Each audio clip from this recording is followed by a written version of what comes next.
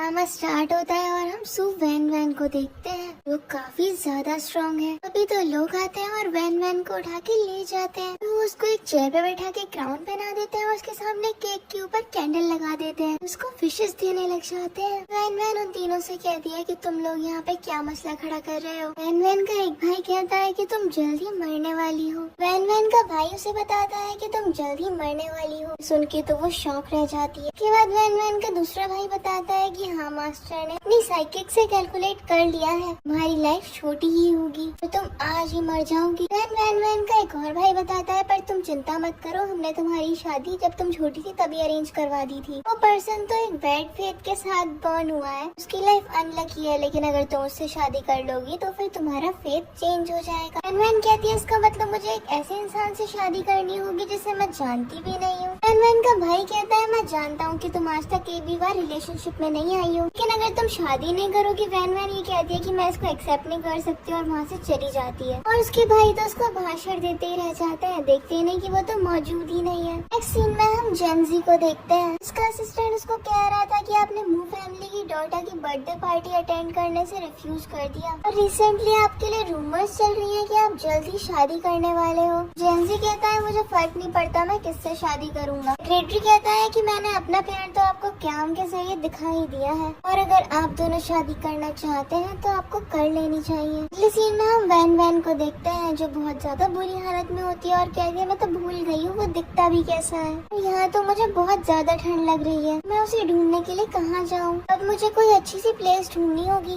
बस अब मुझे अपनी मौत का इंतजार करना होगा। अभी वहाँ पे जेनजी की कार खुलती है और सेक्रेटरी उसके लिए डोर ओपन करता है और वैन उसको देख लेती है। हम देखते हैं एक डिलीवरी बॉय जेनजी को टक्कर मारने वाला था, लेकिन सेक्रेटरी उसको बचा लेता है और उन दोनों का आई कांटेक्ट होता है। देन जेनजी अपनी सेक्रेटरी को एक स्लैप मार के कहता है कि तुम क्या कर रहे हो। सेक्रेटरी कहता है मुझे तो समझ नहीं आ रहा आप किस तरीके का, इसी वजह से आपका बैड लक चल रहा है। जेनजी कहता है तुम्हारा मतलब क्या है। फिर हम देखते हैं जेनजी के सर पे कुछ गिरने ही वाला था। सेक्रेटरी की नजर आती तब तक वैन आके उसे कैच कर लेती है। सेक्रेटरी कहता है अभी तो ये बस गिरने ही वाला था। फिर वैन कहती है लगता है इस पर्सन का कुछ ज्यादा ही बैड लक है एंड वो उसे ऊपर से लेके नीचे तक देखती है। फिर वैन जेनजी से कहती है कि मैं हजारों मील से तुम्हें प्रोटेक्ट करने के लिए आई हूँ। उसको इग्नोर करके जा रहा होता है तो वो उसका हाथ पकड़ लेती है। फिर वो उसे किस कर देती है और हम दोनों की किस में एक एनर्जी ट्रांसफर होते हुए देखते हैं। सेक्रेटरी ये देख के बहुत ज्यादा खुश हो रहा होता है और वैन कहती है ये फीलिंग तो बहुत ज्यादा अच्छी थी। हम जेनजी को देखते हैं जिसे ये अच्छा नहीं लगता और वो उसके ऊपर फिंगर पॉइंट करता है, लेकिन वो उसका हाथ पकड़ लेती है और वो कहती है अरे सॉरी थोड़ी क्रिटिकल सिचुएशन हो गई, लेकिन जो भी हुआ अच्छा ही हुआ। वो उसको थोड़ा पुश कर देती है। वो उसके ऊपर फिर से फिंगर पॉइंट करके कुछ कहने वाला था, लेकिन वो उसको चुप करा देती है। कहती है इस सिचुएशन के लिए मैं तुम्हें कंपनसेट करती हूँ और उसके हाथ में पैसे थमा देती है। जेनजी को तो कुछ समझ ही नहीं आ रहा होता है, लेकिन वो कहती है कि आज का दिन तुम्हारे लिए थोड़ा इमोशनल है, इसीलिए हम किसी और दिन बात करेंगे। और ये कह के वैन वहाँ से चली जाती है। सेक्रेटरी जेनजी से कहता है कि आफ्टर ऑल आपने किसी वुमेन को टच कर ही लिया और फर्स्ट टाइम ऐसा हुआ है जो आपको वॉमिटिंग और डायरिया भी नहीं हुआ और आपका जो ये हाफ मंथ से बैड लक चल रहा था ये तो 1 आवर में ही खत्म हो गया। जेनजी तो अपनी सेक्रेटरी से उल्टा कहता है कि मुझे लगता है इसे किसी गैंगस्टर ने भेजा है, अब तुम जल्दी से लॉ फर्म में कांटेक्ट करो। वो पैसे सेक्रेटरी के हाथ में दे देता है और कहता है ये तो किसी रिवॉर्ड की तरह है। ध्यान नहीं देता और चला जाता है। सेक्रेटरी कहता रह गया था कि आपकी फर्स्ट किस के सिर्फ 52 ही ऑन, ये तो बिल्कुल भी वर्थ इट नहीं है। अगला सीन हम पार्टी का देखते हैं जहाँ पे वुमेन्स बात कर रही थी कि आज तो शीरुई का बर्थडे है, क्या मिस्टर जेनजी आज आएंगे। फिर हम शीरुई को स्टेयर्स से नीचे आता हुआ देखते हैं। वो एक लड़की कहती है कि मुझे नहीं लगता वो आएंगे कि उनकी फैमिली तो डैन अलायंस है। फिर हम शीरुई की मॉम को देखते हैं जो उसी के साथ खड़ी होकर उन वुमेन्स की बातें सुन रही थी। दूसरी वुमेन कहती है मुझे लगता है वो डेफिनेटली आएंगे और मिस्टर पाई तो बहुत ज्यादा हैंडसम और रिच है। और वो शीरुई के लिए कहती है कि ये कितनी ज्यादा लकी है। कहती है दूसरी वुमेन की हाँ लकी तो बात ही है, मिस्टर पाई के अराउंड कोई और वुमेन भी नहीं है। और ये बात तो बहुत ज्यादा डिप्रेसिंग है कि उसने इतना ज्यादा रिच होके भी किसी और लड़की में कोई इंटरेस्ट ही नहीं दिखाया। आज शीरुई को तो बिल्कुल पसंद नहीं आती, उनके पास जाने को होती है, लेकिन उसकी माँ उसका हाथ पकड़ के उसे काम डाउन होने का कहती है और कहती है अगर तुम्हें मिसेस पाई बनना है ना तो फिर खुद को थोड़ा काम डाउन करना होगा। फिर वो अपनी मॉम से पूछती है क्या मिस गुड नहीं आएंगे। फिर वहाँ पे एक मेड आती है और कहती है कि मिस्टर पाई की कार वापस से रिटर्न हो गई है। फिर वो पूछती है वो दरवाजे से ही क्यों चले गए। वो मेड बताती है कि वो तो किसी स्ट्रेंज वुमन को किस कर रहे थे। पर दो माँ बेटी शॉक होके बोलती है व्हाट। अगले सीन में हम वैन वैन को देखते हैं जो अपना पेट पकड़ के बैठी हुई थी और कह रही थी मुझे तो बहुत भूख लग रही है और मैंने तो सुना यहाँ पे खाना बहुत ज्यादा महंगा है। मुझे तो समझ नहीं आता मेरा ये बैड लक कब तक चलने वाला है, बस ये जल्द से जल्द खत्म हो जाए और मैं इसे गुड बाय बोल दूं। और हम देखते हैं वो बार बार जैंसी को ही याद कर रही थी। वो कहती है कि उसे याद करके मुझे अपनी लाइफ क्यों ही मैस करनी है और फिर उससे ध्यान हटा लेती है। हम वैन वैन के तीनों भाइयों को उसके पीछे ही देखते हैं। भाई कहता है कि ये सब कुछ इसलिए हो रहा है क्योंकि हमने मटेरियलिस्टिक चीजों पे बिल्कुल ध्यान ही नहीं दिया। एक भाई कहता है मैं तो भूल ही गया था कि हमारी छोटी बहन माउंटेन से नीचे आ गई है। फिर वो डिस्कस करते हैं कि हमें उसके लिए एक थोड़ी पॉकेट मनी को प्रिपेयर करना होगा और हमें उसको वो सीक्रेटली देनी होगी। फिर एक भाई बोलता है कि उसके लिए 5 मिलियन ठीक रहेंगे, तो दूसरा भाई बोलता है 5 मिलियन इतने में तो एक विला आ जाएगा। लोग ये कैलकुलेशन कर ही रहे होते हैं तभी हम देखते हैं वहाँ पे एक वैन आती है और उसमें से गुंडे निकलते हैं। वैन वैन जब उन गुंडों को देखती है तो फिर अपनी पावर से फिगर आउट करती है और कहती है तुम लोग ह्यूमन ट्रैफिकर हो।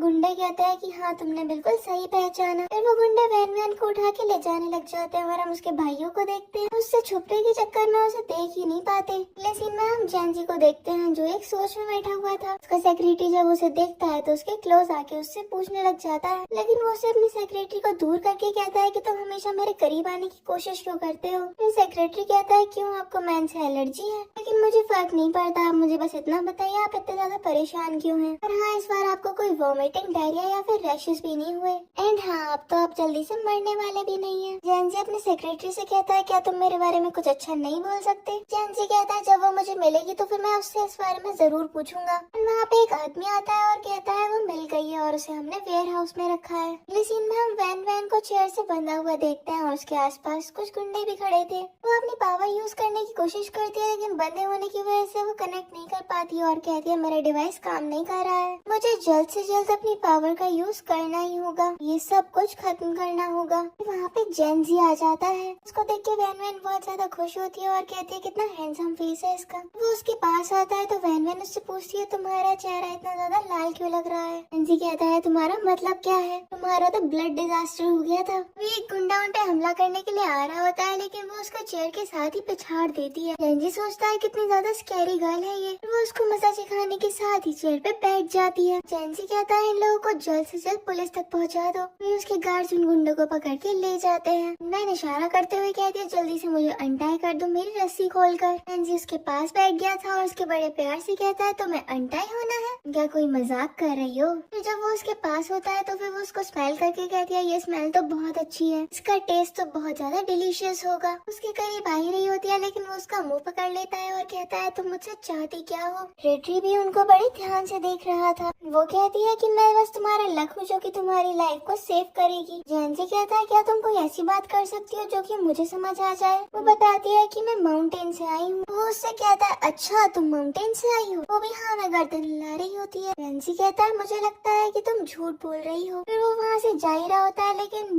वैन वैन अपनी फिंगर्स पे कुछ कैलकुलेट करती है और कहती है अब तुम जाओगे ना तो फिर तुम ट्रैफिक जैम में फंस जाओगे, तुम्हारी फ्लाइट भी डिले हो जाएगी। फिर वैन वैन उसके बारे में सारी बातें बता रही होती है। वो 5 साल का था तब उसके साथ क्या हुआ था, जब 10 साल का था तब क्या हुआ था और 15 साल का हुआ था तब क्या हुआ था। ये चीज सेक्रेटरी देख के भी बहुत ज्यादा शॉक हो रहा था। वैन वैन उससे कह देती है कि तुम अभी भी एक अकेले इंसान हो, तुम हमेशा एक दर्द के साथ रहते हो। फिर वो उससे इसका रीजन पूछती है। सेक्रेटरी कहता है ये तो गॉडेस है, इसने तो सब कुछ बिल्कुल ठीक फिगर आउट किया है। वो अपने पैर पे पैर रख के बैठ जाती है और कहती है ये तो मेरे माउंटेन्स की से मैं फॉर्च्यून टेलिंग करके बताती हूँ। हम देखते हैं जैंसी उसकी तरफ पीट करके खड़ा था और वो कुछ कैलकुलेशंस करने लग जाती है। कहती है ये तो अकेला रहने के लिए ही पैदा हुआ है और इस बेचारे का तो बहुत बैड लक है, लेकिन इसकी लाइफ तो बहुत लॉन्ग है। फिर सेक्रेटरी उसके पास आता है और कहता है कि आप मेरे ऊपर भी ट्राई कर सकती है, लेकिन जैंसी उसको इशारा करके दूर हटने को कह देता है। फिर वो पूछता है कल तुम मेरे पास किस इरादे से आई थी। वो कहती है क्योंकि तुम्हारा कुछ गुड लक भी है इसलिए तुम एक रिच मैन हो। फिर वो अपने बारे में बताते हुए कहती है लेकिन मुझे तो शॉर्ट लाइफ मिली है और वो भी ऑलमोस्ट खत्म ही होने वाली है, ये बहुत ही ज्यादा डेंजरस सिचुएशन है। मैं तो बस तुम्हारा लक बोरो करना चाहती थी, वो भी बस थोड़ा सा। वो जब बिल्कुल चुप हो जाता है तो वो कहती है उप्स मैंने ये क्या कह दिया। फिर वो कहती है परेशान मत हो, मैं तुम्हारी थोड़ी सी लाइफ के साथ तुम्हारा बैड लक भी ले लूंगी, मैं तुम्हें इसके बदले में मनी भी कंपनसेट करके दे सकती हूँ। फिर वो कहती है अच्छा ये सब छोड़ो, मुझे इस टाइम पे बहुत ज्यादा भूख लग रही है। वो कहता है रियली? तो फिर वो कहती है हाँ हाँ बिल्कुल सच। वो सेक्रेटरी से एक बैग लेता है तो फिर वो कहती है ये तो मेरा बैग है, तुम्हारे पास क्या कर रहा है? तो वो अपना कार्ड दिखाते हुए कहता है ये मेरा है, ये तुम्हारे बैग में क्या कर रहा है? मुझे ये तुम्हारे बैग से मिला है, इस कार्ड के अंदर पूरे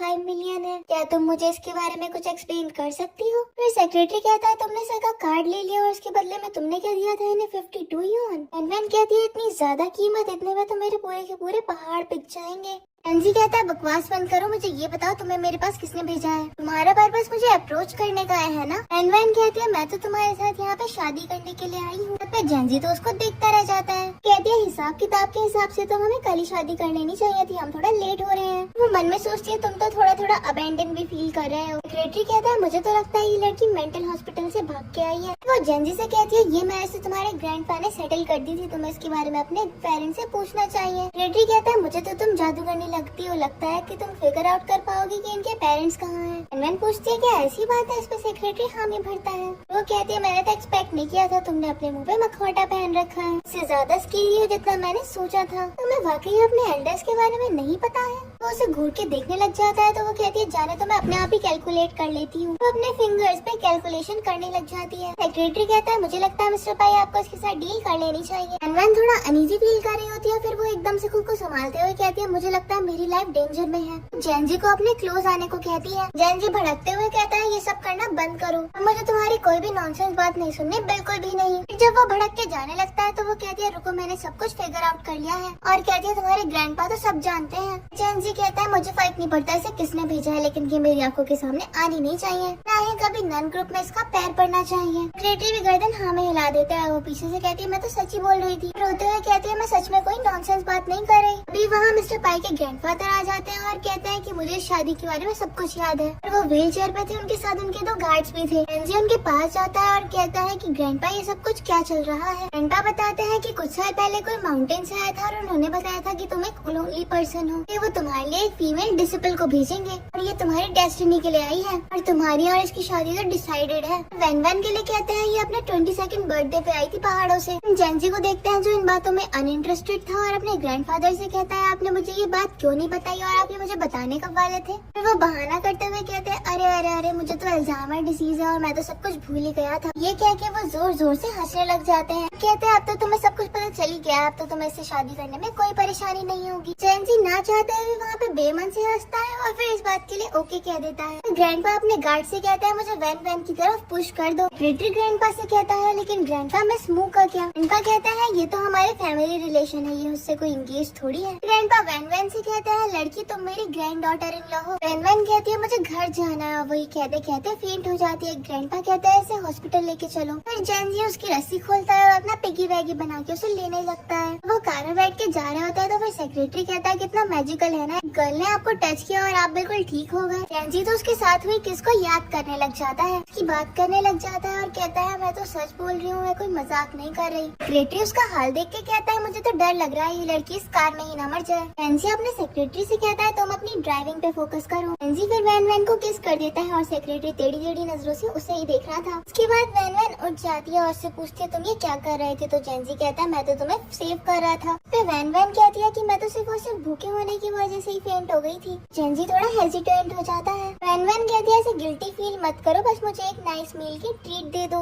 वो कहती है जब मैं माउंटेन से आई थी तो मुझे पता चला था यहाँ पे बहुत सारे डिलीशियस फूड्स के मील मिलते हैं। जेंजी उसके हाथ में कुछ पैसे थमाता है और कहता है अपने डिनर के लिए खुद पे कर देना। वैन कहती है तुम ऐसा क्यों करते हो, हम जल्दी से शादी क्यों नहीं कर लेते? जेंजी कहता है ठीक है हम पहले सर्टिफिकेट ले लेते हैं। हम दोनों को सर्टिफिकेट लेता हुआ देखते हैं। जेंजी सोचता है कि मेरे ग्रैंडपा मुझे इतनी सुबह में सर्टिफिकेट लेने के लिए लेके आ गए। वैन वैन को देखते हैं जो कि अपने सर्टिफिकेट को गेस करते हुए कहती है ये तो मेरे लिए रेड बुक है जो मुझे मील दिलवाएगी, तो मैं पूरे 100 साल जीऊंगी। जेंजी कहता है हमें सब चीजें क्लियर कर लेनी चाहिए। कहती है हाँ हाँ ठीक है मुझे पता है तुम्हारे पैसे मेरे नहीं है। और फिर वो उसको पुश करते हुए कहती है सब कुछ फिगर आउट हो गया है ना। जेंजी वहाँ से चला जाता है और वैन वैन सर्टिफिकेट को देख के याद कर रही होती है और कहती है कि अब मुझे घर जाना होगा। वो याद करती है कि कैसे वो और उसकी बहन खेल रहे थे, वो उसको संभाल निकालने के लिए आती भी है, लेकिन तब तक वहाँ पे पेरेंट्स आ गए थे कि माँ उसे उठाते हुए पूछती है कि क्या हो गया। तो उसकी बहन इशारा करते हुए कहती है कि वैन वैन ने मुझे धक्का दे दिया। वैन वैन कहती है ऐसा नहीं है, ये खुद ही गिर गई थी। फिर हम स्टेप मॉम को देखते हैं जो डैड को दिखाने के लिए कह रही थी कि जब खेलते हैं तो ऐसी चोटें तो लगती रहती हैं, लेकिन वो कहती है कि ये तो जंगली है, इसको मेरी आंखों से दूर कर दो। तभी वैन वैन के डैड उसके पास आते हैं, उसको स्लैप लगा के कहते हैं बहुत हो गया तुम्हारा। कहते हैं तुम इस तरीके के गेम खेलती हो दूसरों को चोट पहुँचाने के लिए। इस बात से तो वैन वैन के स्टेप मदर को काफी खुशी मिल रही थी। उसके डैड ये भी कह रहे थे तुम्हारी हिम्मत कैसे हुई अपनी सिस्टर को इस तरीके से ट्रीट करने की। लेकिन नाटकबाज मॉम कहती है बच्चों के साथ ऐसे बिहेव थोड़ी ना किया जाता है। कहती है ये सब कुछ मेरी वजह से है, मैं इसकी स्टेप मदर हूँ ना, इसलिए इसको ठीक से ट्रीट नहीं कर पा रही हूँ। फिर वो वैन वैन के पास जाके कहती है वैन वैन तुम्हें कोई भी डिससेटिस्फेक्शन हो ना तो फिर तुम मेरे पास आ सकती हो। इस तरीके से अपनी भड़ास अपनी सिस्टर पे मत निकाला करो। वैन वैन तो उससे बहुत ज्यादा डर रही थी क्योंकि वो उसे अपनी आंखों में डरा रही। मैंने उससे अपना हाथ छुड़वा के कह दिया कि मैंने कुछ नहीं किया, आप ही मेरे साथ गलत करती हो। और डैड कहता है मुझे लगता है इसको घर पे रखना ठीक नहीं है, तो मैं माउंटेन्स पे छुड़ाऊंगा, वो भी कल ही। वहाँ जाके ही तुम्हारा टेम्पर पॉलिश होगा।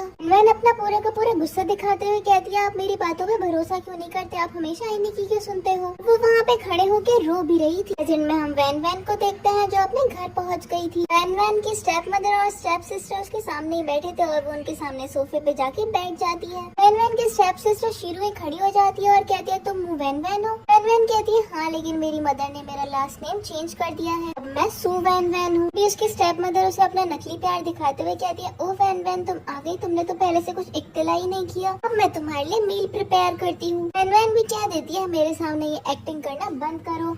इधर उधर देखते हुए कहती है कि मेरे डैड कहाँ है। मॉम कहती है तुम थोड़ा लेट हो गई हो। उस पर वो कहती है तुम्हारा मतलब क्या है। बताती है तुम्हारे फादर 3 साल पहले ही मर चुके हैं। और वो कहती है तो इस बारे में मुझे किसी ने बताया क्यों नहीं। कहती है कि ऑफ कोर्स तुम्हारे फादर ने तुम्हें कांटेक्ट किया था जब वो सीरियसली इल थे, लेकिन मैंने ही उनको रोक दिया। वो अपनी मौत आने तक सोचते रहे कि तुम्हें तो घर ही नहीं आना है। वैन कहती है तुम इतनी ज्यादा बुरी कैसे हो सकती हो। मॉम कहती है तुम्हारे फादर यहाँ पे नहीं है तो फिर ड्रामा करना बंद करो, और वैसे भी मूव फैमिली की सारी प्रॉपर्टी मेरे नाम हो गई है। भड़कते हुए कहती है गेट आउट। तो फिर वैन वैन उसका गला पकड़ लेती है। वो भी दर्द से चिल्ला रही थी। मैं तो गला इतनी जोर से पकड़ रखा था कि वो 2 इंच जमीन से ऊपर उठी पड़ी थी। शिबुई उसके पास आती है और कहती है ना जाने तो तुम तो बिल्कुल पागल हो गई हो। वो ये कह के जाने लगती है देखना मैं सब कुछ सेटल कर दूंगी, तुम बस वेट करो। शिबुई कहती है अगर मेरी और मिस्टर पाई की शादी होती है तो फिर मैं तुम्हें कुछ पैसे देने के बारे में सोच लूंगी। वैन वैन फिर दादाजी की बात याद कर ली जिन्होंने कहा था कि हमारी मूव फैमिली से कोई एंगेजमेंट नहीं हुई है। और फिर वैन वैन शिबुई से कहती है अच्छा तो तुम मुझे पैसे दोगी, और अपना मैरिज सर्टिफिकेट दिखाते हुए कहती है लेकिन मेरी तो ऑलरेडी मिस्टर पाई से शादी हो चुकी है। फिर तो शिबुई बहुत ज्यादा चिढ़ जाती है और कहती है इम्पॉसिबल। देखते हैं तभी वहाँ पे जेंजी आ जाता है। शिबुई जेंजी को देख के कहती है ये लड़की बकवास कर रही है ना, तुम दोनों तो एक साथ हो ही नहीं सकते। और फिर वो वैन वैन से कहती है ये क्या नाटक लगा रखा है तुमने। वैन वैन जेंजी से चिपक के कहती है अगर तुम्हें भरोसा नहीं होता तो इसकी बात ही सुन लो। जेंजी भी वैन वैन का हाथ पकड़ के कहता है कि अब तो तुम्हें क्लियर हो ही गया होगा। वैन कहती है तुम्हें समझ में नहीं आता क्या तुम्हारा आईक्यू में कोई प्रॉब्लम है। स्टेप मॉम तो एकदम अपना एटीट्यूड चेंज कर लेती है और वो वैन वैन को पकड़ के कहती है वैन ने मिस्टर पाई से शादी करी है, मतलब मिस्टर पाई हमारे सन इन लॉ हुए। वैन वैन भी अपने दिमाग में एक तरकीब सोचती है और कहती है कि मैं भी खुश हूँ, लेकिन अपनी सिस्टर को देख के लगता है कि वो मुझसे मेरा हस्बैंड स्टील करना चाहती है। कहती है कि ऐसा कैसे हो सकता है। और फिर वो शिबुई से कहती है कि चलो तो तुम इसको ब्रदर इन लॉ बोलो। और शिबुई भी ऐसा ही कर देती है। वैन वैन स्टेप मॉम के पास जाके कहती है कि एक चीज और, एक सामान तुम्हारे पास है वो तुम्हें जल्दी मुझे रिटर्न करना। स्टेप मॉम तो कहती है कि तुम किस सामान की बात कर रहे हो। तो फिर वैन वैन कहती है कि मैं तुमसे ज्यादा भूखी हूँ। एक चीज और बता दूं, ये मुझे कभी भी डिवोर्स नहीं देने वाला। स्टेप मॉम कहती है मिस्टर पाई मैं आपसे एक चीज बता दूं, ये ना बहुत ज्यादा इविल चाइल्ड थी हमारी फैमिली में, बहुत बार तो चीजें भी चुरा लिया करती थी। पर तो उसने शिबुई को ऑलमोस्ट मार ही दिया था। इस वजह से उसके फादर ने इसको माउंटेन्स पर छोड़ दिया। आप इससे पागल मत बन। जेंजी वैन वैन का हाथ पकड़ता है और कहता है चलो हम यहाँ से चलते हैं। स्टेप मॉम कहती है कि खाना खा के तो जाते हैं, लेकिन जेंजी वैन वैन को उठा के ले जाता है।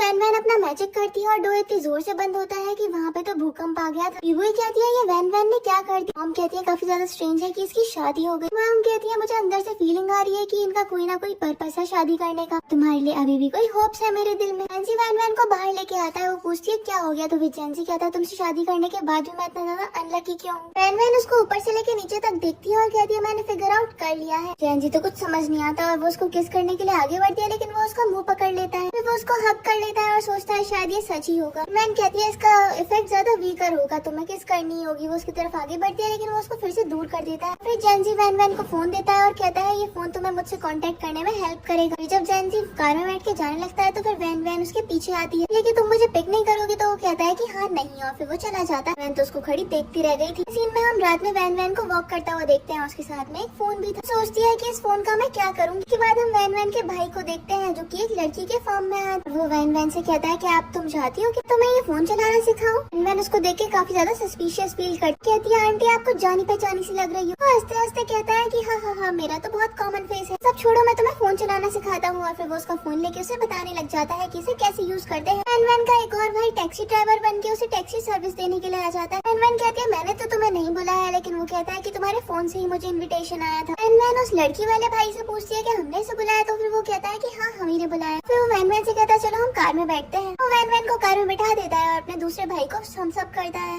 वैन को एक कॉल आता है जिसमें उसे चैरिटी डिनर में बुलाया जा रहा था। वैन का भाई सोचता है कि आज मेरी बहन चैरिटी डिनर में जाएगी। फिर वैन का भाई उसे ड्रॉप कर देता है। वो उससे पूछती है कि कितनी कॉस्ट आई, तो फिर वो कहता है कि फोन से ऑलरेडी सब कुछ पे हो गया। वैन उसको थैंक्स कह के चली जाती है। वैन का वही भाई एक कॉल करके कहता है कि आज रात मैं चैरिटी डिनर को अटेंड करूँ। वैन को देखते हैं जो कि घर पहुंच गई थी और वो ग्रैंडपा से मिलती है। उसको देख के बहुत ज्यादा खुश हो जाते हैं। तो मैंने शेफ से कह के तुम्हारे लिए एक्स्ट्रा डिशेस बनवाई है। तो वैन खुश हो जाती है। ग्रैंडपा पूछता है क्या तुम लोगों के बीच में कुछ लड़ाई हुई है। तो फिर वैन मुंह फुला के कहती है इसने मुझे किस करने से मना कर दिया। ग्रैंडपा थोड़े से हेजिटेंट होते हैं और कहता है सब में जेंजी की ही गलती है। कहता है कि तुम्हें वैन की नीड्स फुलफिल करनी है फ्यूचर में। जेंजी भी कहता है हाँ ग्रैंडपा मैं समझ गया। ग्रैंडपा बताता है कि कल चैरिटी डिनर है और तुम वैन को चैरिटी डिनर में लेके जाओ। वैन ग्रैंडपा से पूछती है ये सब कुछ क्या चल रहा है। तो फिर ग्रैंडपा उसे चैरिटी डिनर के बारे में बताते हैं कि यहाँ पे जाके हम डोनेशन करते हैं, इससे हमें थोड़ा सा लक मिल जाए इस नादायन के लिए। वैन ग्रैंडपा से कहती है अच्छा मजाक कर लेते हो। अगले सीन में हम देखते हैं जेंजी वैन को अपने रूम में लेके आता है। तो फिर वो कहती है कि इतना बड़ा है। तो फिर वो बताता है कि ये मेरा बेडरूम है। वैन कहती है हाँ बहुत बढ़िया। और फिर वो अंदर जाने लग जाती है। जेंजी उसको रोक के कहता है कि तुम्हें दूसरे वैन को देखते हैं जो कि अपने रूम में ही लेटी हुई थी। वैन को देखते हैं जिसे सोते सोते कुछ खुशबू आने लग जाती है और वो स्लीप वॉक करना स्टार्ट कर देती है। और फिर वो डोर खोलते खोलते उसका हैंडल तोड़ देती है और फिर वो जेंजी के रूम में पहुंच गई थी। और वहाँ पे तो उसे जेंजी के रूप में एक बड़ा सा चिकन का लेग पीस दिखाई दे रहा था। उसको खाने के इरादे से उसकी तरफ बढ़ रही थी और जेंजी तो उसे डरा हुआ लग रहा था। तो देखते हुए कहती है कितना बड़ा चिकन है। तो फिर वो उससे खुद को छुड़वाते हुए कहता है तुम किस चिकन की बात कर रही हो, तो मैं वार्न कर रहा हूँ तुम मेरे पास से हट जाओ। तो वो कहती है मुझे मेरा बिग चिकन चाहिए। तो फिर वो उसके नजदीक आके उसको किस कर देती है। यहाँ तो वो उसको किस करे ही जा रही। फिर हम देखते हैं वो उसके ऊपर ही सो जाती है। वो उसको उठाता है और अपनी दोनों उंगलियों से उसकी आंखों की तरफ इशारा करके कहता है कि मैं तो तुम्हारी आंखें फोड़ डालूं। हाँ वो सोते सोते उसे पैर से किक करके नीचे गिरा देती है। वो इतनी जोर से चिल्लाता है कि ग्रैंडपा भी अपनी नींद से जाग गए थे। इस मॉर्निंग जब वो उठती है तो कहती है बहुत ज्यादा अच्छी नींद आई, मैं तो बहुत ज्यादा एनर्जेटिक फील कर रही हूँ। फिर जब वो अपने सामने माथा पकड़े जेंजी को देखती है तो अपने आप को ब्लैंकेट से कवर करके कहती है तुम मेरे रूम में क्या कर रहे हो,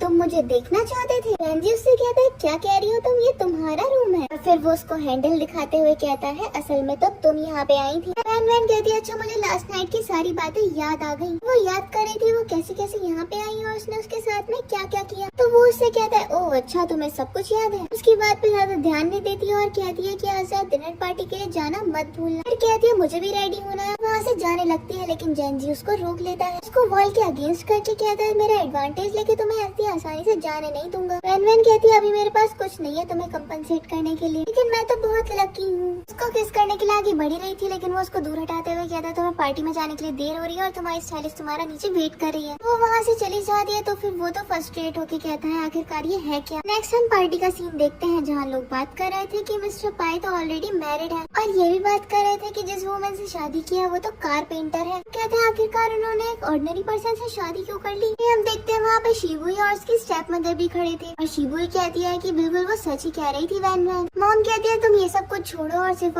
पाई पे फोकस करो। फिर उसकी माँ उधर देखने का इशारा करती है। वहाँ पे वैन का ब्रदर कह रहा होता है कि आपने मुझे यहाँ रोक रखा है और मेरे चिकन्स मेरा माउंटेन पे वेट कर रहे हैं कि मैं उन्हें खाना खिलवाऊं। शिबुई उसको देखती है तो कहती है कैसा वियर्ड इंसान है, डोर में सनग्लासेस कौन लगाता है आखिर। शीबुई की मॉम बताती है कि ये गू फैमिली का यंग मास्टर है, अभी तुमको इस पे फोकस करना है। शीबुई भी स्माइल कर देती है।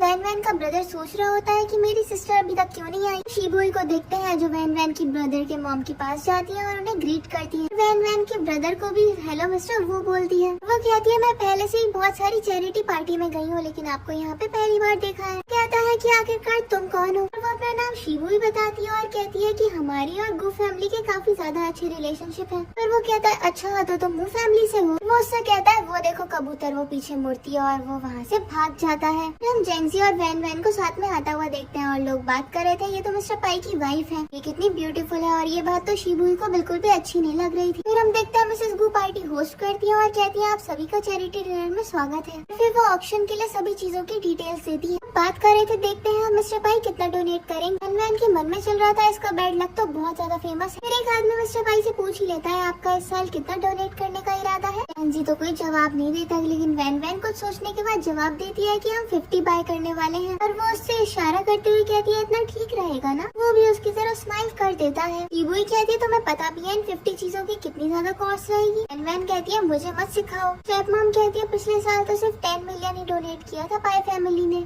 एनजी कहता है कि यहाँ पे कुछ भी सूटेबल नहीं है, मेरी वाइफ ने जो कह दिया सो कह दिया। ये बात वैन वैन के शोल्डर पर हाथ रख के बोलता है और ये चीज तो शीबुई को बिल्कुल भी अच्छी नहीं लग रही होती। वैन भी कहती है मेरे हस्बैंड इतना अर्न करते हैं, मैं जितना चाहूँ उतना खर्च कर सकती हूँ। शीबुई कहती है कि तुम्हें किसी साइकोलॉजिस्ट को खुद को दिखा देना चाहिए, तुम 50 चीजों का मतलब समझती भी हो। लोग बात कर रहे थे इसका मतलब मिस्टर पाई का इस बार तो डबल खर्चा होने वाला है। शीबुई कहती है अब मैं 5 चीजें बाय कर रही हूँ और वो अपने हाथ से इशारा करती है। वैन कहती है अगर तुम 5 कर रही हो तो फिर मैं तो 50 करूंगी। शीबुई भी कहती है मैं भी इतना ही करूंगी, लेकिन उसकी मॉम उसको रोकते हुए कहती है तुम्हें इन चीजों का मतलब भी पता है 500 मिलियन खर्च हो जाएंगे हमारे, क्या तुम इतने पैसे बर्बाद करोगी। शीबुई कहती है किसी भी तरीके से मैं इसको जीतने नहीं दे सकती। वो कहती है कि अगर मैं ये करती हूँ तो फिर मेरा इम्प्रेशन कितना ज्यादा अच्छा हो जाएगा। लोग बात कर रहे थे मिस्टर पाई तो इस साल बहुत ज्यादा बाय कर रहे हैं। पर्सन कहता है इस साल काफी कुछ ज्यादा अलग है पिछले साल से, हम इन लोगों को फॉलो नहीं कर सकते और हम एक ही सामान ले लेते हैं। तो शीबुई तो 500 मिलियन देने के लिए तैयार हो जाती है 50 चीजें बाय करने के लिए। और सोच रही थी ये तो मेरी तरफ से वैन वैन को एक स्लैप होगा और वो मन ही मन खुश हो रही थी।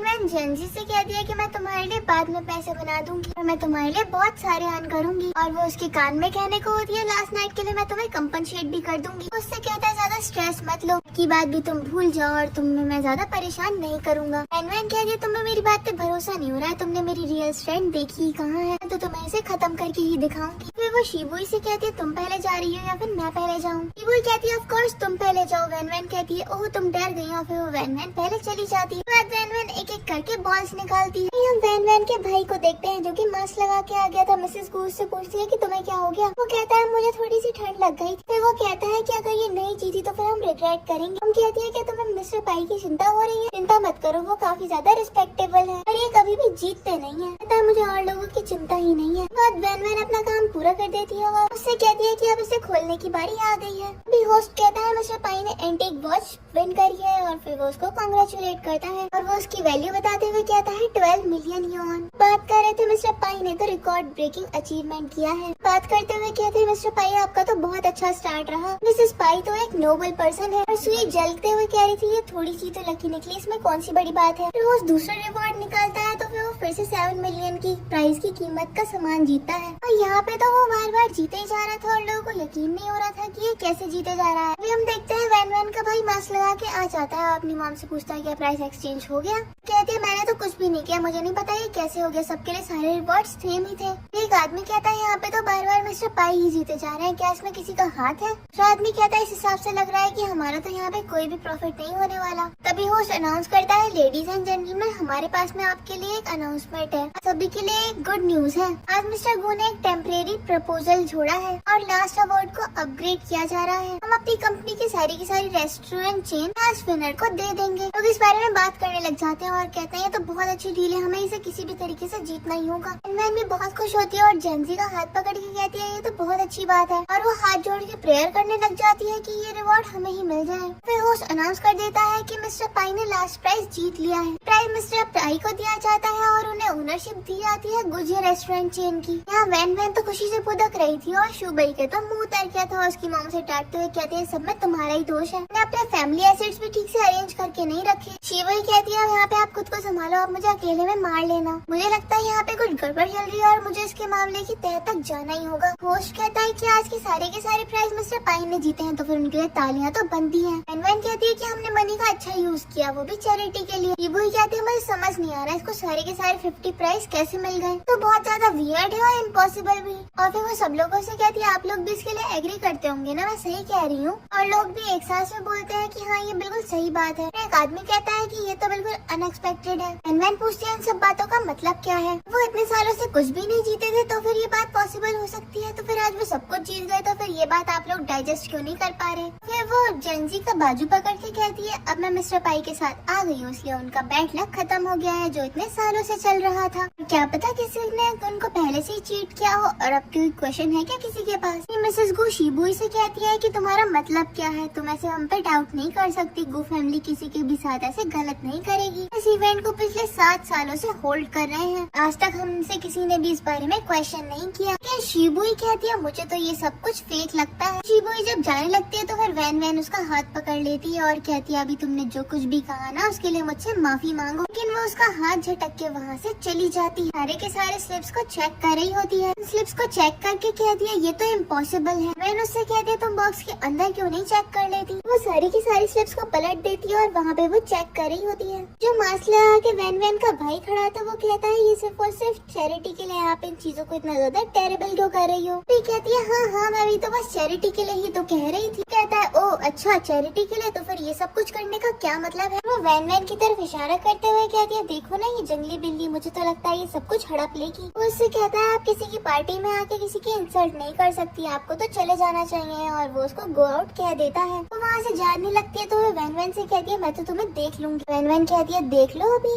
वैन उससे कहती है मेरा गोल तो सिर्फ और सिर्फ तुम्हारी मनी को बर्बाद करना है। वो भी उसकी तरफ आंखें दिखाकर चली जाती है। बात कर रहे थे मिस्टर पाई तो इस ईयर बहुत ज्यादा पॉपुलर हो रहे हैं। वैन को इस चीज के लिए कांग्रेचुलेट भी करते हैं और वैन तो इससे खुशी से पूरी नहीं समा रही थी। लोग बात करते हुए कह रहे थे ये सब कुछ तो मिसेस पाई का गुड लक है जो मिस्टर पाई के काम आ रहा है। लोग इस बात के लिए एग्री भी करते हैं। वैन का ब्रदर कह रहा है ये तो किसी भी चीज से सेटिस्फाइड नहीं है, जितनी भी एंटीक चीजें मैंने इसको दी हैं, ये चीजें मैं इसके लिए सीक्रेटली होटल में भिजवा दूंगा। और खुद की तारीफ करते हुए कहता है मैं कितना ज्यादा इंटेलिजेंट हूँ। मिसेस गू को देखते हैं जो वैन की भाई को बातें को सुन के कहती है ताई मिस्टर पाई की वाइफ को बहुत ज्यादा पसंद करता है। वैन की नजर अपने भाई पे पड़ जाती है। वो उसकी फेस को देखने की कोशिश कर रही होती है लेकिन वो उसे अपने फेस को छुपा रहा होता है। एनजी भी उसके पास आता है और वैन कहती है ये पर्सन कहीं देखा सा क्यों लग रहा है। एनजी पूछता है कि क्या गड़बड़ है। बताती है मिस्टर गू मुझे कहीं जाने पहचाने से लग रहे हैं। और फिर वो कहते हैं ये तो वही ड्राइवर है जो मुझे टैक्सी में मिला था। वो कहता है हाँ दीदी बिल्कुल सही पहचाना, अब मुझे जाना होगा। फिर वो उसको गुड बाय कह के ड्राइविंग के लिए चला जाता है। वहाँ के लोग उसको दीदी कह के चिढ़ाने लग जाते हैं। इस बात पे वैन हंसने लग जाती है। अगले सीन में उन लोगों को डाइनिंग टेबल पे बैठा हुआ देखते हैं। वैन आज के लिए बहुत ज्यादा खुश हो रही थी और वो जेंजी के साथ इस सब कुछ सेलिब्रेट कर रही थी। वो भी कह रहा था कि हम इतनी सारी एंटीक चीजें इतने पैसों से तो कभी भी नहीं खरीद सकते थे। तुम्हारे सिर्फ और सिर्फ कहने से ये सब कुछ हो गया। वो कहती है मैंने तुम्हारी लास्ट नाइट के लिए तुम्हें कंपनसेट कर दिया होगा। वो उसे देखने लग जाता है तो वो उससे पूछती है तुम मुझे ऐसे क्यों देख रहे हो। कहता है मैं बस क्यूरियस हूँ कि कोई पर्सन इतना ज्यादा लकी कैसे हो सकता है। उसके पास आती है और कहती है वैसे मैं भी बहुत ज्यादा क्यूरियस हूँ कि पर्सन इतना ज्यादा अनलकी कैसे हो सकता है जैसे तुम हो। पर तो वो दोनों एक दूसरे के क्लोज आ जाते हैं। वैन उसके ऊपर आके कहती है मेरे साथ रहोगे तो फिर तुम्हारा ये लक ऐसे ही बना रहेगा। जेंजी को देखता है जो कुछ कह ही नहीं पा रहा था। फिर वैन उसके पास से हट के चेयर पे बैठ जाती है। फिर जेंजी खुद को ठीक करता है।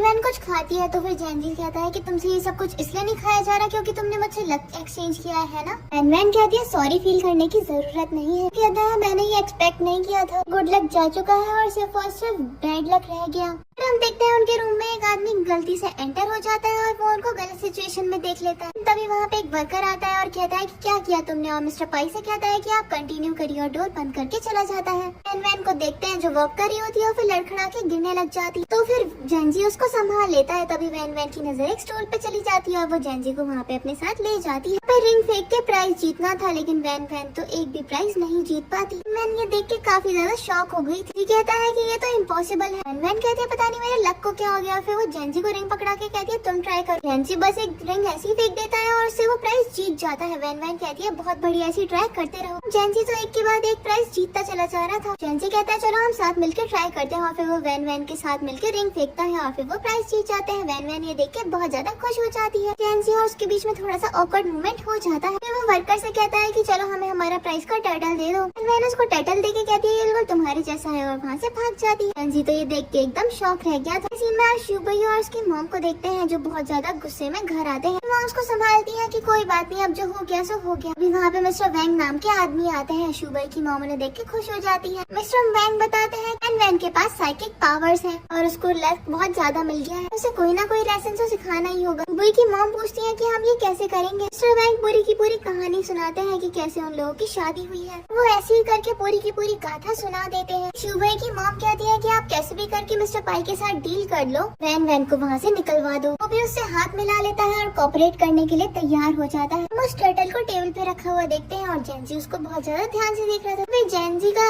सेक्रेटरी आके उसको उठा लेता है। उससे कहता है लगता है आपको मिस वैन वैन ने दिया है, तभी आप इसे सुबह से देखे जा रहे हो। जी उसको वापस रखने के लिए कहता है। सेक्रेटरी उसकी आंखों में आंखें डाल के कहता है लगता है आपको मिस वैन वैन से प्यार हो गया है। आप वैन वैन को लाइक करते हैं। कहता है ऐसा कुछ नहीं है, वो बस मेरी टेम्परेरी लकी चार्म है, तो बस वो प्रीशियस लगती है। सेक्रेटरी तो जेंजी को छेड़ने लग जाता है। जेंजी अपने सेक्रेटरी से कहता है चलो तुम ओवर थिंकिंग बंद करो और जाओ यहाँ से, अगर मुझे कुछ चाहिए होगा तो फिर मैं तुम्हें बुला लूंगा। सेक्रेटरी कहता है मुझे तो लगता है दिन ब दिन तुम्हारे मन में उसके लिए फीलिंग्स बढ़ती ही जा रही है। जेंजी कहता है मुझे नहीं लगता कि वैन वैन के मन में मेरे लिए कोई भी फीलिंग्स है, तो सिर्फ अपनी लाइफ को हैंग करने के लिए मुझे ऐसे ट्रीट करती है। सेक्रेटरी कहता है तो क्यों ना इसका टेस्ट कर लिया जाए। जेंजी एक्साइटेड होके पूछता है कैसा टेस्ट। सेक्रेटरी उसके कान में कुछ बात कह देता है। हम वैन वैन को देखते हैं जो अपनी नाक में कॉटन लगा के बैठी हुई थी और सोच रही थी अब साइड इफेक्ट्स होने चालू हो गए हैं, तो कितना ज्यादा कफ और कोल्ड हो गया है, वो भी रात से ही। उसका डोर नॉक होता है और वो चेक करती है तो वहाँ तो शुभई होती है। उसके मुंह पे ही दरवाजा बंद करने वाली होती है तो शुभई उससे कहती है तुम मेरी बात तो सुन लो। वैन कहती है अगर तुम मुझे किसी चीज के लिए ब्लेम करने के लिए आई हो तो फिर मुझे कुछ भी नहीं सुनना है। शुभई अंदर आ जाती है और कहती है मैं तो तुम्हें यहाँ पे एक बात बताने के लिए आई हूँ, वैसे मुझे तुमसे माफी भी मांगनी थी। तुम्हें याद है ना तुमने मुझसे माफी मांगने के लिए कहा था। वो पार्टी की बात याद करती है जहाँ पे उसने कहा था जो तुम यहाँ पे इस तरीके की चीजें कर रही हो तुम्हें तो उसके लिए माफी मांगनी चाहिए। फिर वैन वैन कहती है ठीक है हाँ मुझे याद आ गया, लेकिन तुम उस तरीके की लगती तो नहीं हो कि किसी से माफी मांगोगी, तो डर लग रहा है तुम्हारा यहाँ पे आने का एक बैड इंटेंशन है। कहती है नहीं नहीं मैं तो वाकई में तुमसे यहाँ पे माफी मांगने के लिए आई हूँ, तुम्हारी डेली लाइफ का अच्छे से ख्याल रखूंगी।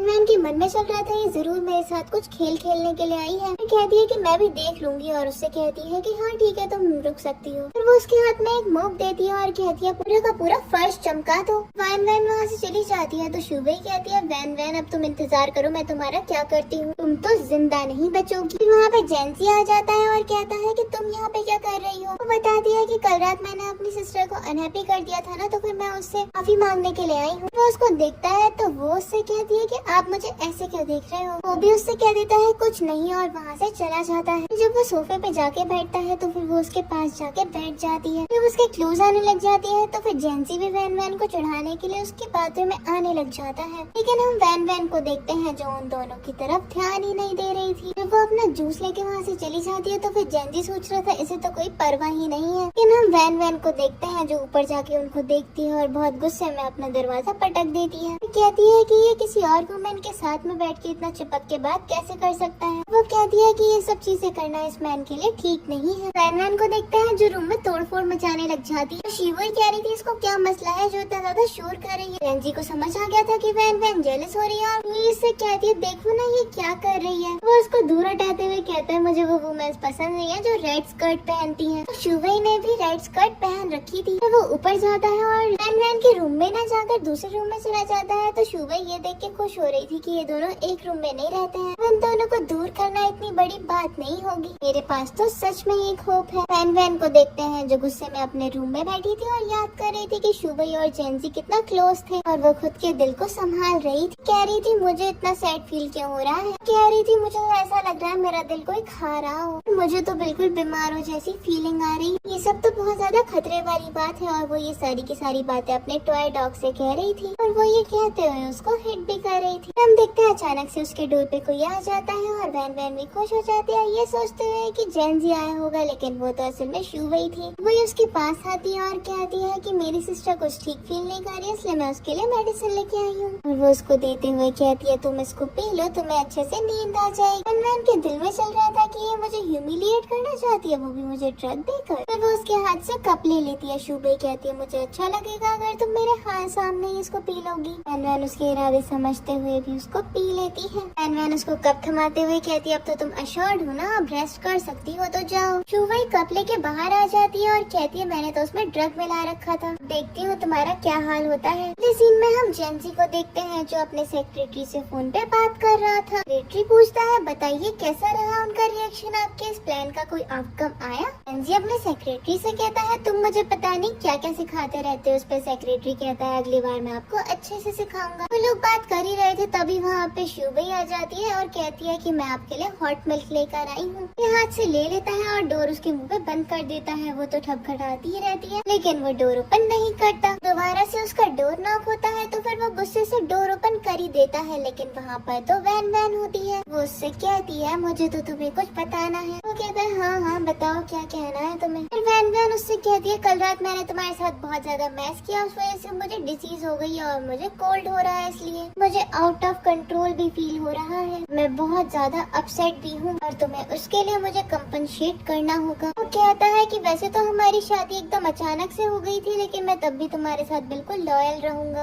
और मैं तुम्हारी दिल से रिस्पेक्ट करता हूँ। वो कुछ नहीं कहती तो फिर वो कहता है तुम बताओ क्या कहना है तुम्हें। कहती है कि मैं तो कंपनसेशन के बारे में बात कर रही थी। उसको अपनी तरफ कर लेता है और उसको बहुत जोर से किस कर देता है। पूछता है क्या तुम अब बेटर फील कर रही हो। कहती है मैं तो बस इतना कह रही थी, मैंने अभी तक डिनर नहीं किया है। फिर अब हम शुवई को देख रहे थे तो जो कि रेडी हो रही थी। कहती है कि आज तो मुझे जेंजी को अपने काबू में करना ही है। वो इस इरादे के साथ में उसके रूम को नॉक करती है, लेकिन जब कोई डोर ओपन नहीं करता तो फिर वो खुद ही रूम के अंदर आ जाती है। वो उसके ग्लास को चेक करती है तो कहती है उसने तो सारी की सारी मेडिसिन ले ली है, ये तो बहुत अच्छी बात है। वो उसको रूम में नहीं मिलता तो फिर वो फिर से रूम के बाहर आ जाती है। और हम जेंजी और वैन वैन को डाइनिंग टेबल पे बैठा हुआ देखते हैं। तो वैन वैन खाना देखती है तो कहती है इसमें से तो बहुत अच्छी स्मेल आ रही है। उसको खाना देते हुए कहता है चलो तो ठीक है खा लो इसको। वो भी कहती है कि हाँ ये बहुत ज्यादा टेस्टी है। वही उन दोनों को एकदम ठीक हालत में देखती है तो कहती है कि कैसे पॉसिबल है, दोनों एक दूसरे के साथ कैसे हो सकते हैं, वो भी एक दूसरे में इतना ज्यादा इंटरेस्ट दिखाते हुए। तो मुझे ऐसे क्यों लग रहा है कि ये एक कपल है और इनमें बहुत ज्यादा प्यार है। वैन वैन की नजर शुवई पे पड़ जाती है और वो उससे पूछती है तुम यहाँ पे क्या कर रही हो,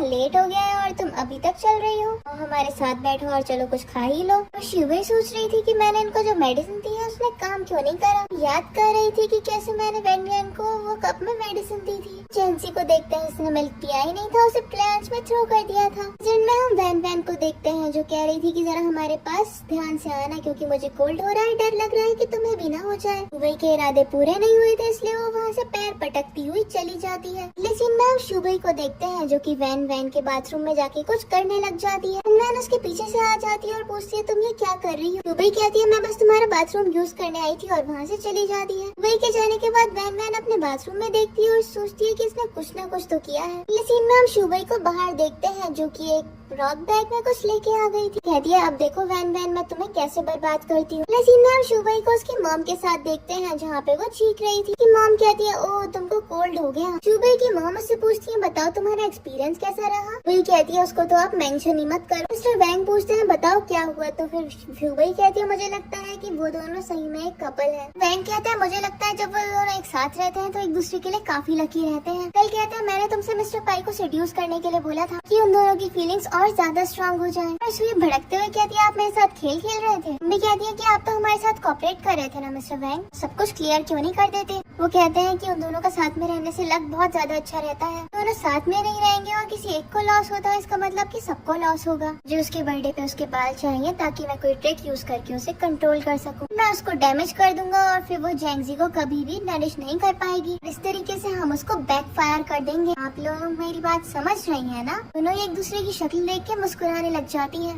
अगले सीन में हम वैन वैन और जेंसी को देखते हैं जिनके साथ सेक्रेटरी था और फिर वो उनको कहता है तुम दोनों तो एक दूसरे को ऐसे देख रहे हो जैसे एक दूसरे के प्यार में पड़ गए हो। वैन वैन कहती है मुझे तो बस इसकी बॉडी चाहिए। इस पर सेक्रेटरी उसे हैरानी से देखने लग जाता है। जी कहता है इसमें कौन सी बड़ी बात है और उसको किस करने के इरादे से उसकी तरफ बढ़ने लग जाता है और वैन वैन भी उसकी तरफ जा रही थी। सेक्रेटरी अपना हाथ उन दोनों के मुंह के बीच में कर देता है। कहता है उन दोनों को दूर करते हुए कि सिंगल्स की तो सोच लो थोड़ा। वो उसको एक फाइल देते हुए कहता है ये बुद्धा फैमिली ने दी है। सेक्रेटरी पूछता है कि आपके पास कोई प्लान है इसके लिए? उसको पढ़ते हुए कहता है मुझे ये पढ़ के समझ नहीं आया, तुम मुझसे ऐसा क्वेश्चन क्यों कर रहे हो? कहता है मैंने इसे चेक किया है, आपको बहुत ज्यादा केयरफुल होने की जरूरत है। जी कहता है वैन फैमिली हमारा कुछ भी नहीं बिगाड़ सकती। फिर जेंजी की नजर वैन वैन पर जाती है जो कि अच्छा फील नहीं कर रही होती है। तो फिर वो पूछता है कि तुम्हें क्या हुआ, तुम अच्छा फील नहीं कर रही? कहती है नहीं कुछ नहीं, मैं बस थोड़ा बाहर जाके फ्रेश एयर लेना चाहती हूँ। तो वहाँ से उठ के चली जाती है और हम नेक्स्ट सीन में उसको बात करता हुआ देखते हैं। शिवई किसी से बात कर रही थी। देखते हैं शिवई उन सब लोगों को बाहर से खड़े होकर देख भी पा रही थी। वो मिस्टर वैंग से बात कर रही थी और पूछती है कि आगे का प्लान क्या? तो फिर वो कहते हैं कि जैसे प्लान हमने सोचे थे वैसे ही हो जाएंगे। वैन वैन को देखते हैं जो चक्कर खा के गिरने वाली थी। तभी उसके सामने एक छोटी बच्ची आ जाती है। वैन वैन उस बच्ची से पूछती है कि तुम कौन हो, तुम्हारे फैमिली मेंबर कहाँ है? बच्ची कहती है कि मैं खो गई हूँ। वैन इधर उधर देखने लग जाती है और जोर से आवाज लगा के कहती है ये किसका बच्चा है जो कि खो गया है? कहती है तुम अगर लॉस्ट हो गई है तो फिर मैं तुम्हें पुलिस के पास लेके चलती हूँ। बच्ची कहती है मुझे पता है कि मेरा घर कहाँ है। वैन वैन कहती है ठीक है मैं तुम्हें तुम्हारे घर तक लेके चलती हूँ।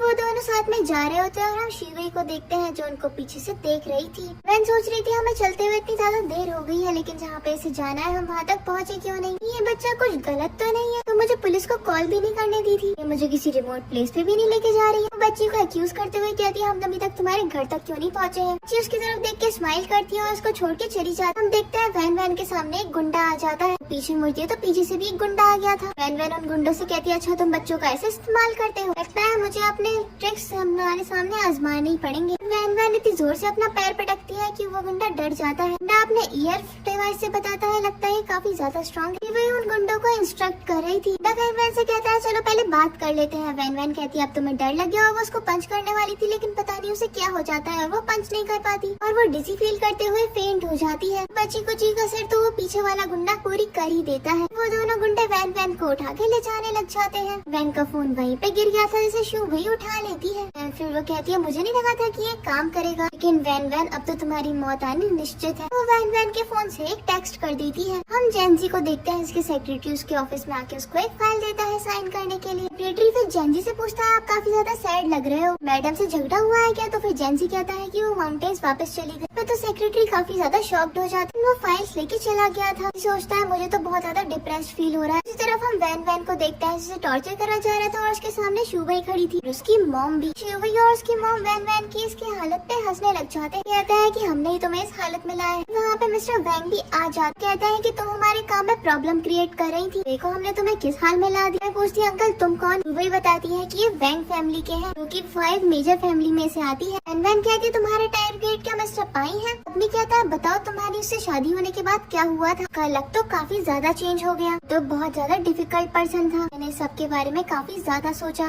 तो इस बारे में उस दिन से सोच रहा हूँ जब तुमने उसके साथ चैरिटी में आई थी और वो सारी की सारी चीजें जीत गया। फिर वो उसकी तरफ झुकते हुए कहता है मैं तो सिर्फ और सिर्फ तुम्हें ही अटैक करने वाला हूँ, अगर ऐसा होता है तो फिर वो तो बुरी तरीके से टूट जाएगा, वो भी मेंटली भी। अच्छा तो उसकी स्टेप मदर भी काफी ज्यादा खुश हो रही थी। मिस्टर वैंग कहता है कि तुम मेरे बारे में क्या सोचती हो, वैसे मैं जनरली लड़कियों को बुली करता नहीं हूँ। फिर वो उसकी मॉम को स्टिक देते हुए कहता है कि मैं तुम्हें बॉदर करने के लिए माफी चाहता हूँ, तुम्हारे सामने एक बहुत ही अच्छा शो शुरू होने वाला है। वो शिवई से कहते हैं कि तुम्हें अब चलना होगा। फिर वो वैन वैन से कहती है कि मैं तुम्हें वापस आके अच्छे से डील करूंगी। फिर वो स्टेप मॉम की तरफ इशारा करके चला जाता है और कहता है कि इसका अच्छे से ख्याल रखना। देखते हैं कि स्टेप मदर वैन वैन की तरफ स्टिक से हमला करने ही वाली थी। यहीं पे सीन कट हो जाता है। इस सीन में हम जेंजी को देखते हैं जो कि डील कर रहा था और उसको बिल्कुल भी अच्छा फील नहीं हो रहा था। हमने बैठी पार्टनर उससे पूछती है क्या हुआ मिस्टर पाई? तो फिर वो एकदम से उठ जाता है और पेपर्स पे साइन कर देता है, कहता है कुछ नहीं और ये प्रोसीजर पूरा हो गया है, और फिर वो उसको फाइल दे देता है। अगले सीन में 5 मेजर फैमिलीज को इकट्ठा हुआ देखते हैं जहाँ वो एक प्रोजेक्ट को साइन कर रहे थे और इस बात पे सेलिब्रेशन भी चालू था। फैमिली मेंबर कहता है मिस्टर पाई हमें यकीन है आप हमें कभी भी लेट डाउन नहीं करेंगे। स्टील किलर सबको कांग्रेचुलेट भी कर रहे थे। यहाँ पे मिस्टर वैंग आ जाते हैं और कहते हैं सेलिब्रेशन को जल्दी स्टार्ट नहीं हो गया आप लोगों का। यहाँ पे हम शिवई और उसकी मॉम को भी देखते हैं। फिर वो एक फाइल दिखाते हुए कहता है इस कॉपरेशन से आप सभी फैमिलीज प्रॉब्लम में पड़ सकते हैं। मटेरियल इसमें यूज हुआ है ना उसका एक्सपेक्शन हुआ है और उसकी क्वालिटी बहुत ज्यादा खराब है। पार्टनर्स उस फाइल को चेक करते हैं और कहते हैं ये तो बहुत बड़ी प्रॉब्लम हो गई है, हमने तो इस बारे में डिस्कवर ही नहीं किया और इसकी कॉन्सिक्वेंसेस से लगता है कि इसकी बहुत बड़ी प्रॉब्लम होने वाली है। और मिस्टर वैंग कहते हैं कि जेंजी सारी की सारी गलती तुम्हारी ही है, ये अपने पर्सनल फायदे के लिए कर रहे हो। और सभी लोग फिर जेंजी को एक्यूज करने लग जाते हैं। कहते हैं कि हम सब लोग आपकी फैमिली को इतना ज्यादा मानते थे और आपने हमारे साथ ऐसा किया, सबकी कोई एक्सप्लेनेशन है आपके पास? जेंजी अपना सर झुका के खड़ा हो जाता है। मिस्टर वैंग कहता है कि अब तो इसके पास कुछ बोलने के लिए है ही नहीं। अकॉर्डिंग टू द कॉन्ट्रैक्ट सारे के सारे लॉस की भरपाई मिस्टर पाई को ही करनी होगी। मैं इसको वैंग फैमिली की तरफ से रिप्रेजेंट कर रहा हूँ। अगर आप इस बात से एग्री हैं तो फिर अपने हैंड रेज कर लीजिए। सबसे पहले शुभ ही हैंड रेज करती है। इसी के साथ हम देखते हैं सभी फैमिली मेंबर्स अपने हैंड रेज कर लेते हैं। तो वैंग कुछ कह रहा होता है तभी मिसेस गो कहती है मिस्टर पाई मैं आपके ऊपर भरोसा करती हूँ, मैं आपकी फैमिली में इंटरेस्टेड हूँ और मैं उसमें इन्वेस्ट भी करूंगी। हम देखते हैं वहाँ पे मिस्टर गो के रूप में वैन वैन का भाई आ जाता है। मिस्टर वैंग से कहता है तुम्हारे इरादे मुझे अच्छे से समझ आते हैं, लेकिन इन सब चीजों से गो फैमिली डिसएग्री करती है। मुझे तो समझ नहीं आता तुम्हारे पास इतना कॉन्फिडेंस कैसे आ गया ये सब कुछ करने का। फिर वो जेंजी को अपना इंट्रो देते हुए कहता है मैं तुम्हें बता दूं मैं गो फैमिली का थर्ड सन और मैं वैन वैन का सेकंड ब्रदर भी हूँ। फिर वो उसकी तरफ हाथ बढ़ा देता है, अगर हाथ नहीं मिलाता तो फिर वो उसका हाथ पकड़ के खुद ही उससे हैंडशेक कर लेता है। जेंजी तो एकदम जोन आउट हो गया था और उसे समझ ही नहीं आ रहा था कि ये सब कुछ हो क्या रहा है। फिर वैन कहता है कोई फर्क नहीं पड़ता, तुम किसी का भी साथ दो। तो एक्यूज करने के लिए सिर्फ और सिर्फ 4 वोट ही काफी है। फिर वो कहता है किसने कहा कि आपको 4 वोट मिल गए हैं? फिर वो किसी को आवाज लगाता है और वहाँ पे वैन वैन का दूसरा ब्रदर आ जाता है। फैमिली मेंबर उसको देख के कहता है मिस्टर वो आप यहाँ पे क्या कर रहे हैं? वो जेंजी के पास जाके उससे हैंडशेक करता है और अपना इंट्रो देता है। वो कहता है कि मैं वो फैमिली का बेटा हूँ और सू वैन वैन का थर्ड यंगर ब्रदर। फिर वो कहता है कि मैं वो फैमिली की तरफ से इसके लिए एग्री नहीं करता। वो कहता है कि कोई बात नहीं, 3 वोट तो अभी भी इनके खिलाफ ही है। फैमिली मेंबर कहता है हम इस चीज के लिए कॉम्प्रोमाइज नहीं करेंगे। फिर वो अपने तीसरे ब्रदर को आवाज देते हैं। वो आता है तो सभी लोग उसको आके फाड़ फाड़ के देख रहे होते हैं। जिसको देख के कहता है मिस्टर सॉन्ग आप भी यहाँ? वो बताता है कि वो वैन वैन का सीनियर ब्रदर है। बात पे जेंजी तो एकदम शॉक में था। फिर एक वैन वैन का ब्रदर कहता है कि मेरी फैमिली को तुम्हें नीचा दिखाने के लिए तो फिर दूसरा जन्म लेना पड़ेगा। दूसरी तरफ हम शिवोई को देखते हैं जो कि वैन वैन के रूम से बड़े गुस्से से निकल रही थी। वैन वैन सोच रही थी कि ये मेरे बाल लेके क्यों चली गई, पीछे जरूर कोई ना कोई चाल है इसकी। फिर इसके बारे में उसने जेंजी को भी बताया था। वो बताती है शायद उसका टारगेट तुम हो।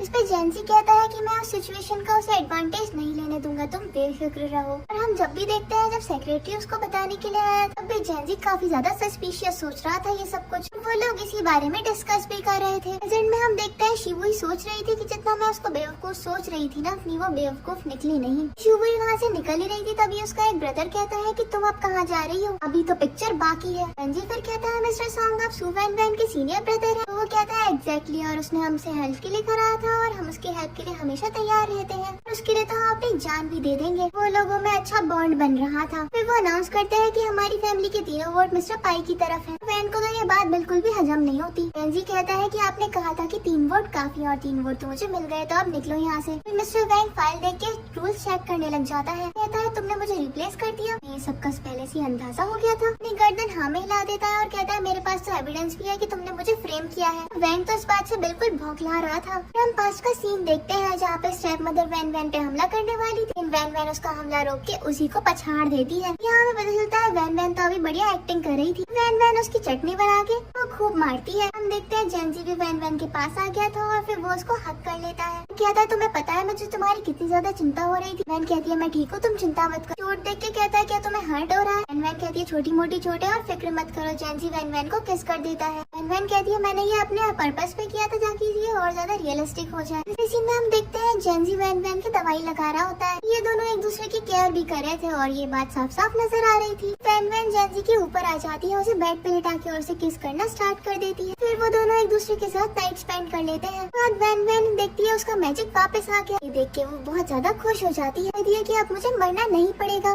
जेंजी को एक कॉल आता है और उसे बिजनेस रिलेटेड भी एक गुड न्यूज मिलती है। वैन वैन जेंजी का हाथ देखती है, उसमें से लाइट निकल रही। वैन वैन बताती है कि तुम्हारा फेस भी चेंज हो गया। जेंजी वैन वैन को खुद के क्लोज कर लेता है। मैंने तुमसे शादी कर ली ना इसलिए तुम लकी हो गई। पूछता क्या तुम सही में मेरे साथ रहना चाहोगी? आप वैन कहती है सोचना पड़ेगा। जेंजी ब्लैंकेट के अंदर कर लेता है। सीन में हम वैन वैन और जेंजी को ग्रैंडपा के साथ देखते हैं। वहाँ पे वैन वैन के तीनों ब्रदर भी, वो लोग सारी की सारी फैमिली अपना फैमिली टाइम एंजॉय कर रही थी। वैन वैन के ब्रदर बता रहे थे कि उनकी सिस्टर कितनी ज्यादा प्रीशियस है। वो वैन वैन की बातें भी बता रहे थे। वैन वैन जेंजी से अपने भाई की चुगलियां कर रही थी। वो लोग अपनी वेडिंग करने का डिसाइड करते हैं और जेंजी और वैन वैन इससे खुश होकर एक दूसरे को किस करते हैं। उनको देख के सभी लोग खुश हो जाते हैं। सीन के साथ इस ड्रामा की हैप्पी एंडिंग हो जाती है। Thanks for watching.